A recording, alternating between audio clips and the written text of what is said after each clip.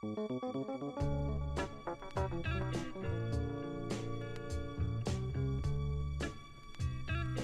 my name is Christian Alvarado. I was born and raised in Whittier, California. Uh, I am 21 years old. I currently go to California State University, Fullerton. I'm here to recount my history of child abuse with my father growing up.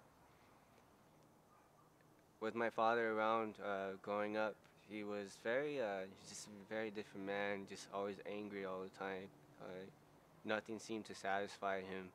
And, with the mix of alcohol involved, he had a history of alcoholism. So it made him an impulsive, very explosive person with just such an angry history.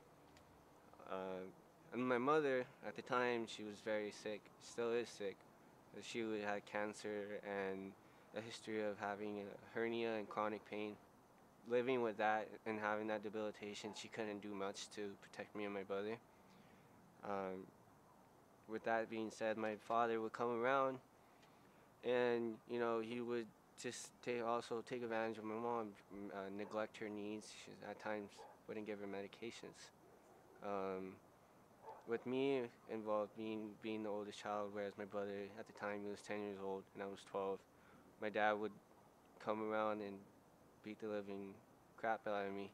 Like sometimes he would actually come to school with some marks on his face, and I was always kind of wondering like what that was. I always kind of thought maybe he just was a trouble kid or something like that, got into fights. But yeah, I mean, when you first met, I didn't really know him too well, but it's pretty much how it all kind of happened.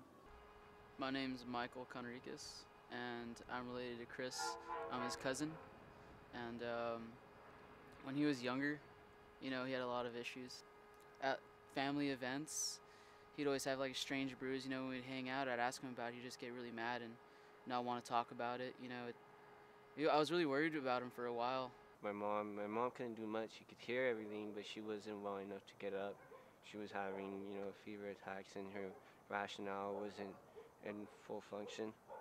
My brother was able to see out all of it, and my dad, he went to the extent of strangling me. And, as he strangled me, I remember looking at him just there, holding my neck, squeezing as tight as he could. And just remember looking at him, like, well, what is he doing? He was grinning. He was, like, kind of smirking in a way. And he kept telling me, you need to shut up, and he was strangling me. He grabbed onto me, and I was screaming, yelling, crying, and kept trying to shut me up. It was like, you need to shut the fuck up. And it was as real as that. It went from a punch to a kick to my head getting slammed into the wall, hearing the crunch in my own head, hitting that wall, to, me running to the front room for my own safety. My mom actually called 911, and she did, and she didn't know how severe it was until at that point. My mom wasn't very well, and I don't blame her for any of it. My dad was just like screaming at me like, "Oh, this is what you fucking wanted. Like, this is what you get. This is what you guys wanted, right? You guys wanted me out of your lives, and this is what you get." And then as soon as my dad walked out of the door, he was just like, "Put me off." That was it. My dad was like, "Goodbye." That was the last word I ever heard from him.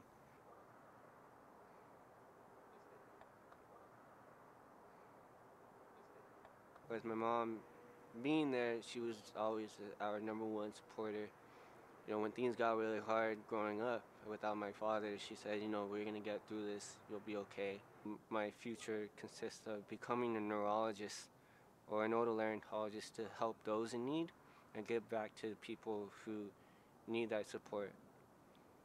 And then seeing the bad history that I have, there's other histories that I have that add up to it, but I think this is probably the most profound one that's affected me and affected my growth at some points in my life. Mentally affected my growth. And finally, I came over it. I came over that hump.